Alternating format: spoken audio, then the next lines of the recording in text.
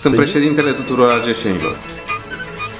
Dragii mei, vă invit să fiți alături de noi și să participați la expoziția mondială de la Milano. După 115 ani, Argeșul este în atenția lumii. Fiți argeșeni, fiți alături de noi, promovați Argeșul. Expo Milano! Sunt Lorena Toma, managerul Casei de Cultură Adriana Trandafir din Bascov și mă reîntorc la Milano, orașul în care am trăit și am muncit timp de 5 ani pentru a arăta lumii ce are Argeșul mai frumos, folclorul.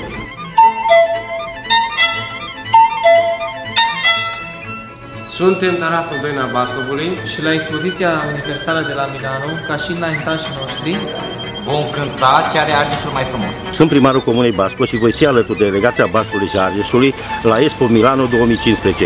Fii alături de noi! Sunt Grațian Bădescu și la Milano voi fi în armonie cu natura. Sunt Constantin Șoriș, președintele Asociației Părinților Români din Italia. Sunt argeșan. Invităm toți membrii și simpatizații asociației noastre și comunitatea de români la Expo Milano 2015. Sunt Lavinia Anastase și vin din Argeșul frumos, invitându-vă pe dumneavoastră, cei din cealaltă Românie, să descoperiți România de la Argeș la Expo Milano 2015. Argeșul, se molto beautiful!